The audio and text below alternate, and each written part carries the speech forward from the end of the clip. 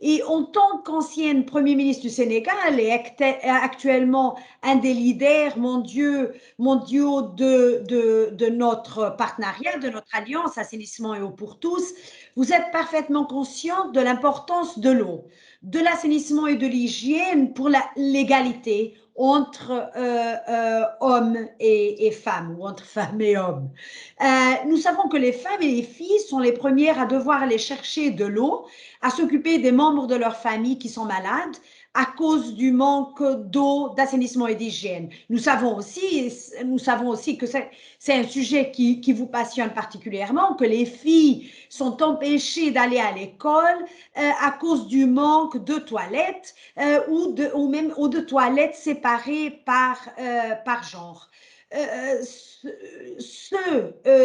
Dont nous entendons moins parler et dont je suis particulièrement intéressée de connaître votre opinion à ce sujet, c'est l'action, la participation, le leadership des femmes en matière d'eau et d'assainissement. Au niveau des ménages, les femmes sont les principales gestionnaires de l'eau.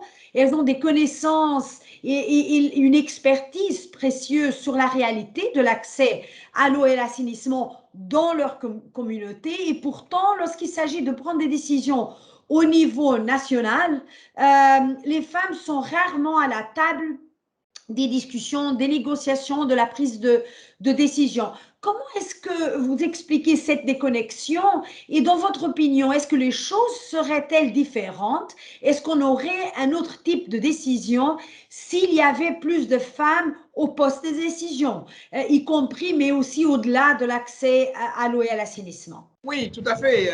Je pense que comme nous en convenons tous, les inégalités de genre et les discriminations de genre traversent toute la société, toutes les sociétés du monde d'ailleurs.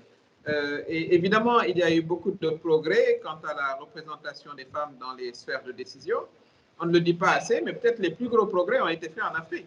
Le Sénégal est le deuxième pays en termes de représentation des femmes au niveau de l'Assemblée nationale, l'équivalent du Parlement. Et cela peut changer la discussion parce que les femmes ont une expérience très, très, très pratique de ces questions. Comme vous avez eu à le dire,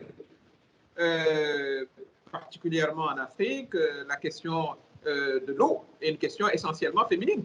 Ce ne sont pas les hommes qui vont aller chercher l'eau, ce sont les femmes dans les villages, parce que c'est elles qui auront en charge l'essentiel des tâches domestiques.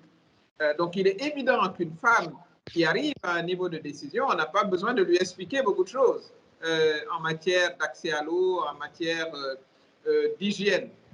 C'est pour cela qu'il est vraiment important qu'elle soit là où les décisions se prennent, au plus haut niveau, mais surtout à un niveau dont on ne discute pas beaucoup, c'est au niveau des municipalités et des conseils locaux.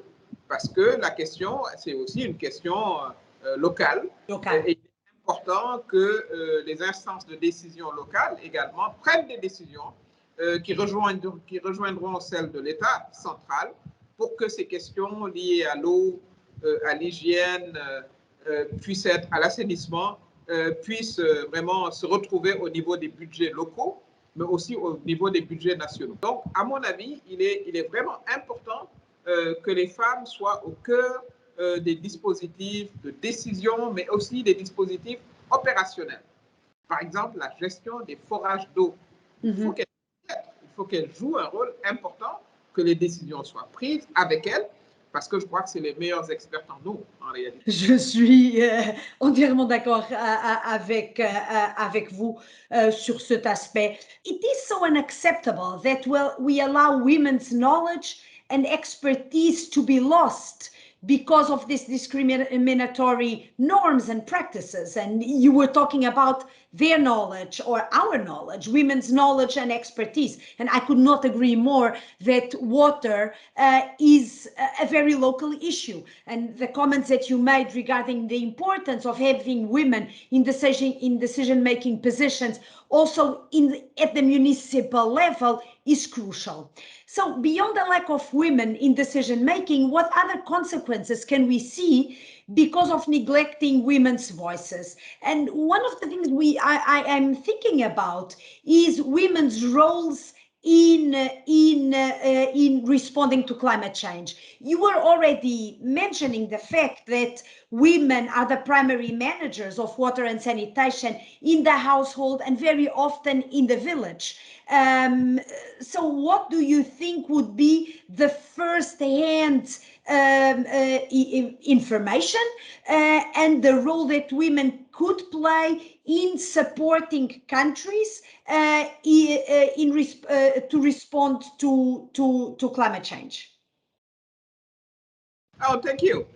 As the primary manager of water and sanitation at the household level, as I said, women are the first to see how all of this is changing due to climate-induced flooding or drought. They have to work longer kilometers and go through much more hardship over the years. So as I said, they are really water experts, but they are also climate change experts because they live it day by day. They are the one coping with consequences. Extra time is needed to access more distance safe water sources, adding to the burden of collecting water, carrying heavy weight. That usually fall on the shoulders of women and girls. That we know that. That's culturally how labor division is made in many places. More time is spent by women caring for their family after floods, while also charged with many cases with cleaning and maintaining their houses. So water scarcity might lead to making water more expensive, on households that are already, struggling. So since women also often manage the household budget, higher water prices will make women struggle to make ends meet. And making sure there are enough resources for other basic needs as food, medication, of healthcare, is something very important. And it speaks to the role of women in maintaining household alive. I mean, it's that simple. They're the one dealing with the sick. They're the one dealing with food. They're the one, bringing water and making sure that the household just exists. So I think it's important that they get represented, as I said, at strategic level, from the operational level, the community, the household, all the way to the top, and the very top too. Thank you so much. So what are the promising approaches for addressing this interconnected challenges? As you know, at our partnership at Sanitation and Water for All, we bring different stakeholders around the table. And we have these approaches to raise the political visibility of water, sanitation and hygiene, and in turn influence its prioritization on the different agendas at the global level, at the national level, hoping that it will also foster action and prioritization, as you were saying, at the municipal level, including also in terms of financing, as you mentioned when we were talking at the beginning. So in your experience, how do we come together to find collective solutions to ensure sustainable futures for all without discrimination? Well, as we know it, in the development community, we tend to compartmentalize topics, climate, gender, water, education, etc.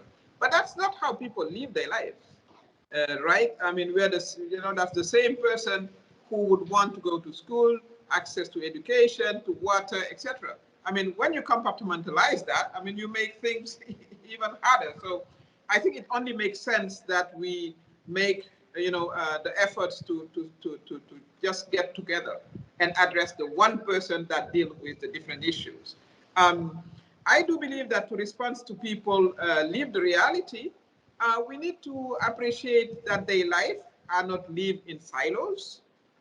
The same woman, as I say, is managing access to water, to sanitation, to health, to education for her and her family. It's also the woman who need access to, accessible healthcare, nutrition, affordable food, decent work. Seeing how these issues are linked seems to me indispensable to building societies where women and girls can flourish, can live up to their dream, and can be, citizen in the full sense of the term. I very much agree with Sanitation and Water for All initiatives approach. First, mobilize all the different stakeholders in the sector. I think it's important. But then make sure they connect and work together with their peer working in the other development areas. I think it's very important that we sort of achieve that way of working. Within the organization working in water, sanitation, and hygiene, we have been talking about the importance of participation and inclusion. This is central, to my mind, to multi-stakeholders approaches to ensure that there is collective deliberation, so to speak, from different actors within our societies and our communities.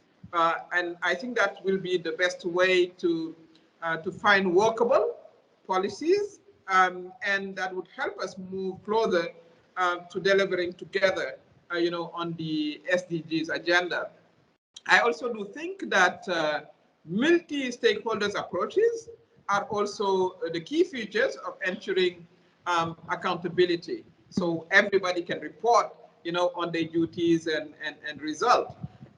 Through collective reflection and public commitment, we can hold each other mutually accountable, so that everybody does their part to help ensure human rights for all, especially the right to water and sanitation, which is, a very important human right. Let's remember that without water, there is no life.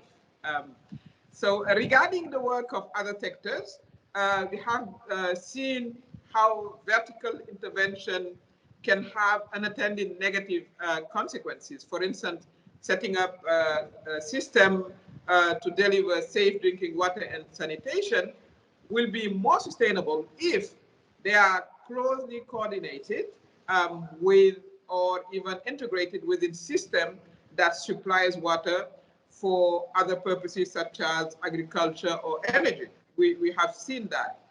We also must ensure coordination across sectors. For instance, while we are still living in this pandemic, much of the focus now is on how to vaccinate and treat COVID, right? We have lost the crucial importance of prevention through hand washing and hygiene in general. And still, too many people, especially in the continent of Africa, still lack access to hand washing facilities, for instance. I don't see how we'll achieve the SDGs if we don't ensure this is how we operate. The SDGs text is very clear. All goals are integrated and indivisible. So are human rights too. Let's remember that. The SDGs and the 193 government that signed up for them were also very clear on the importance of tackling inequalities. Member states pledged to ensure no one will be left behind, no one, and to endeavor to reach the furthest behind first. I think that speaks to how we have to attend to the need of the most vulnerable and marginalized, and we that need more support from us. Then it is only logical that our joint effort begin with them, with the most vulnerable, those who more urgently need support than others. And I think that resources should be directed to their direction first. I think that's how I see issue in this context. Let's support and realize the rights of those who are further behind, so we get them up to par. Thank you so much for your words and for this very energizing conversation. We go back to where we started, also talking about the importance of finance and how to better use finance. And in your opinion, I must say that I agree with you, starting by the most vulnerable and the most marginalized, making sure that everyone has access to a minimum before we start improving access to those who already have something. And I think that also all the points that you made regarding gender and the women and the expertise they have in the area of water and sanitation, and how this is crucial for good decision making, I think it's very important. I remember talking with men ministers, talking with them about the prices of sanitary pads, and them being embarrassed and blushing, and of course not knowing that sanitary pads cost money and that women must make these choices. Where do I spend the money? In the sanitary pad to allow my daughter to go to school, or to pay the pharmacy bill? And I think I could not agree more with you. I would love to see in budget line of education ministries something related to sanitary pads for girls. Me too. I think it should be part of the school supplies. That's something I've been advocating for, and then we get into a normal situation, and the mother doesn't have to choose between buying sanitary pad or buying a textbook or bringing food on the table. So I think the budget leverage is a very, very, very critical one, and we have to really convince our government partners, all who have signed, for the SDGs, to prove that the commitment, because the taste of the pudding is in the tasting, so the proof of the commitment is in the budget. Attending to the need of the most vulnerable. I mean, it speaks also to one principle of SWA, which is inclusion and participation. We have to bring the voice of those who represent the most vulnerable, because we know that the elite tend to care about itself first. So we need the voices of those who are in dire need of realizing their basic rights. Right. So inclusion and participation is a very strong sort of principle that need also to be exercised. So we bring the voices of those who really need the immediate support. I think it's very important that we not forget that. Very important. And one of the things that we try to do at SWA is to encourage countries to create multi-stakeholder platforms. And we were talking about it earlier, multi-stakeholder platforms where we bring in the different voices, and precisely the voices of the most vulnerable. And it's not just to tick a box, but to make sure that they influence decision making, that they have real opportunities to change things and influence things, and have their voices heard and their perspectives. Because as you were saying, the elites very often don't hear, very often don't know, right? They don't know the reality of the struggles that the most marginalized face. And thank you so much for this conversation. And to close out our conversation, I will hand over to Margaret Kilonzo, who is a community health worker in Kenya, to put a question.